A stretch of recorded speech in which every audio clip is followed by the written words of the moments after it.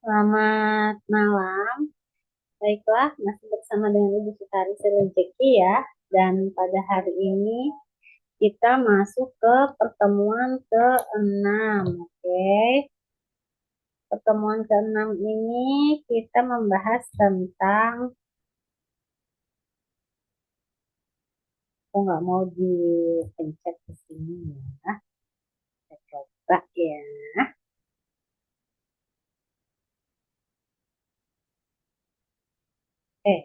Pertemuan ke-6-nya adalah tentang komponen sistem penunjang keputusan. Nah, dalam sistem penunjang keputusan (SPK) atau Decision Support System, subkomponen itu bukan sekedar daftar teknis, tapi fondasi yang menentukan apakah sistem benar-benar bisa membantu pengambilan keputusan atau cuma jadi alat laporan biasa aja gitu. Secara umum, SPK terdiri dari 3 komponen inti utama ditambah 1 komponen pendukung yang sering dianggap krusial. 1. Data manajemen subsistem. Subsistem manajemen data. 2. Model manajemen subsistem. Subsistem manajemen model data, model, terus user interface. Dialog subsistem, subsistem antarmuka. Nah, selanjutnya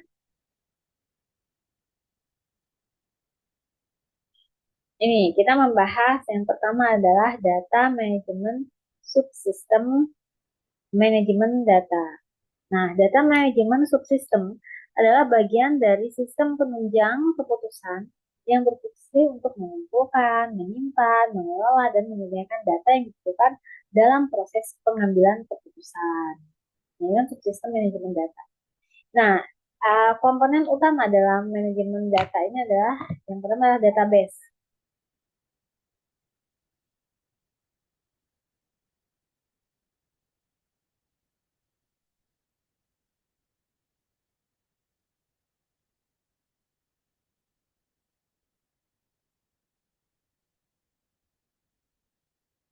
Database, di mana database itu merupakan kumpulan kumpulan data yang terorganisir dan saling terkait. Jenis datanya ada data internal. Nah, data dari organisasi, contoh laporan penjualan, penjualannya berapa gitu kan ya, terus data keuangan, data pelanggan. Ada juga data eksternal. Sorry. Data eksternal itu data dari luar organisasi. Data pasar, data ekonomi, inflasi berapa, kemudian juga data kompetitor. Ini pesaing punya data apa nih? Pesaing kita nih penjualannya luar biasa ya, malah pada acara pameran gitu. Pada acara pameran ini luar biasa banget penjualannya gitu kan. Kira-kira ini dalam 1 jam aja dia yang beli udah 100 loh. Itu sudah hitung tuh. Itu termasuk data eksternal ya. Kemudian kita membicarakan tadi setelah manajemen data, oh masih ya ini yang A, terus database saja. Nah ini database manajemen sistem. Perangkat lunak yang digunakan untuk mengelola database. Fungsi menyimpan dan mengambil data, mengatur akses data, menjaga keamanan data, mengolah query atau permintaan data. Contoh fungsi nyata. User meminta laporan penjualan. DBSM, DBS, DBMS mengambil data dari database. Kalau yang awal itu database, semuanya tuh masuk gitu kan. Kalau ini dia tuh udah dikelompokkan. Oh, mengatur akses data. Nah, data warehouse tuh, itu untuk mengelola database ya. Oh, yang dari internal itu penjualannya seperti apa, itu dia ada. Kemudian yang dari eksternal penjualan seperti apa, dia juga ada. Nah, yang ini, data warehouse. Apa sih data warehouse? Warehouse itu kan gudang data dong. Tempat penyimpanan data dalam jumlah besar yang telah diintegrasikan dari berbagai sumber. Itu ini. Nah, karakteristiknya bersifat historis, data dari masa lalu terintegrasi, digunakan untuk analisis, bukan transaksi harian. Tujuannya mendukung analisis jangka panjang dan pengambilan keputusan strategis.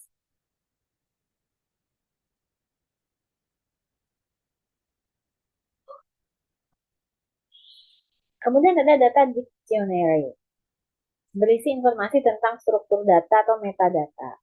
Isi nama data, tipe data, sumber data, deskripsi data, fungsi memudahkan pengguna memahami data, menjaga konsistensi penggunaan data.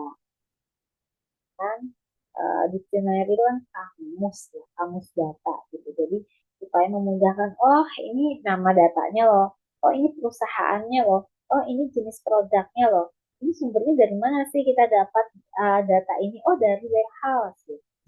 Terus menggambarkan, oh ini produk ini adalah, mama kan kalau produk kimia kan macam-macam ya, kita kan nggak paham ya kayak gitu ya. Yang kalau produk kimia tuh dia akan memberikan gambaran, oh ini loh, gitu. Mendeskripsikan data tersebut. Fungsi utama data manajemen subsistem menyediakan data yang akurat, relevan, dan tepat waktu. Mengintegrasikan data dari berbagai sumber. Mendukung proses analisis dalam sistem penunjang keputusan. Mengurangi duplikasi dan inkonsistensi data. Nah, yang kemudian contoh penerapannya. Misal dalam perusahaan retail, data penjualan, stok barang, perilaku pelanggan dikumpulkan. Data tersebut disimpan dalam database dan data warehouse. Manajer menggunakan data tersebut untuk menentukan strategi harga, mengatur persediaan barang, memprediksi permintaan. Kesimpulan, data manajemen subsistem merupakan fondasi utama SPK karena menyediakan data yang diolah oleh model untuk menghasilkan keputusan yang tepat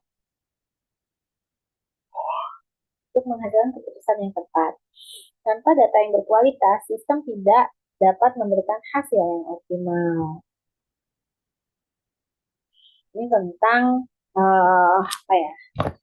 Tentang sistem penunjang keputusan untuk komponen sistem penunjang keputusan. Kita di sini menjelaskan tentang data manajemen subsistem, model manajemen subsistem, kemudian juga user interface. But ini kayaknya kita baru sampai di satu ya, data manajemen. Oh ya, yang selanjutnya nanti di pertemuan ketujuh. Dari data manajemen ini ada yang mau ditanyakan? Saya baru sebentar banget ya, baru 10 menit paling. Ada yang mau ditanyakan untuk pertemuan ke-6? Mungkin contoh konkret kali ya dari data manajemen subsistem ini.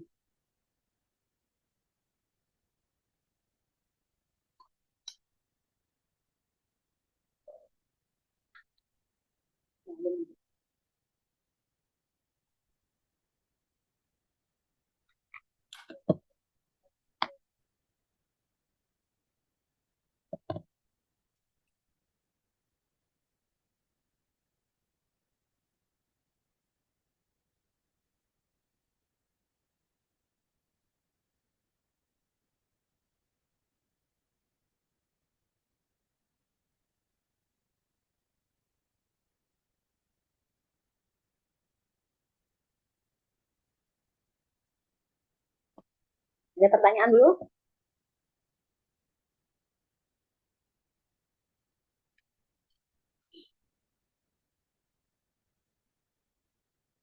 Uh,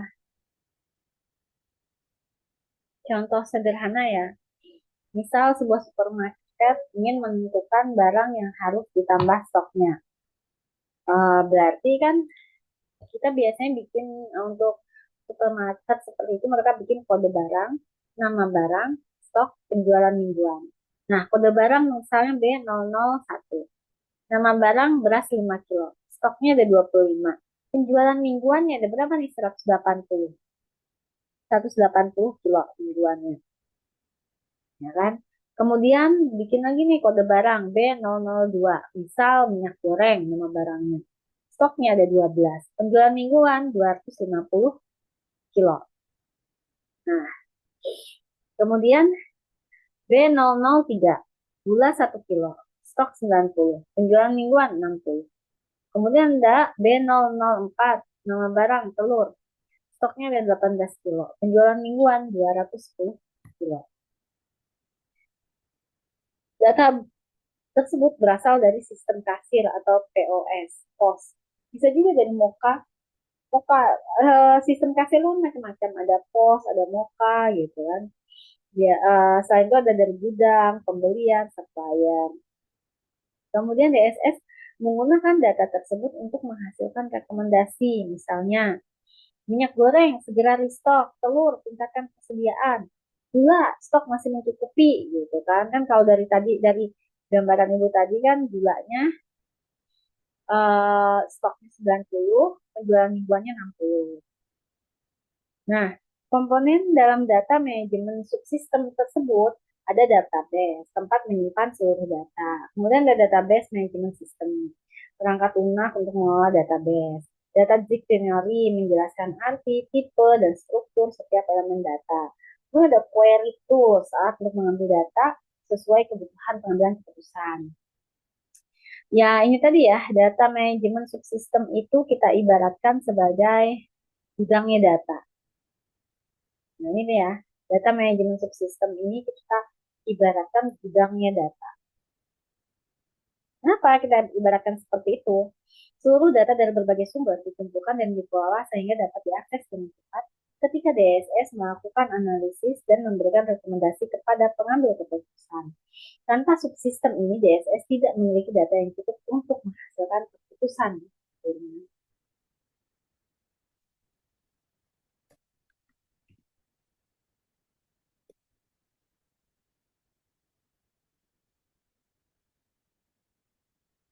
Ada pertanyaan sampai sini? Ibu masih menunggu ya. Ini sambil Ibu sambil dulu ya. Ibu mau daftar besok ada perkuliahan bersama.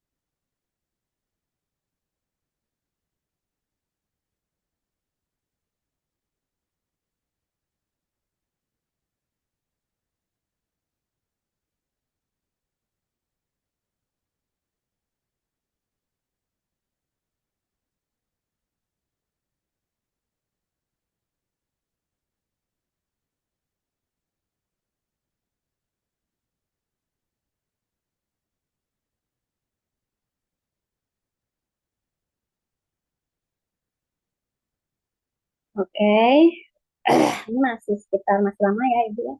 Paling nggak di 43 menit. Mungkin ada pertanyaan, Ibu masih menunggu di sini ya. Semakin banyak yang tanya, berarti rasa ingin tahunya semakin banyak dong. Boleh banget Ibu tunggu dulu ya. Ini pertemuan ke-6, masih ada ke-7, 9, dan pertemuan berapa lagi ya? Yang belum selesai itu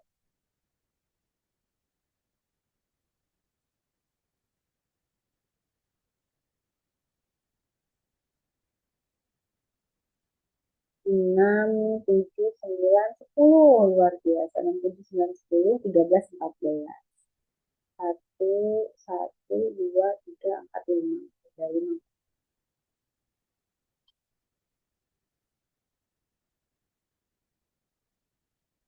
teman-teman.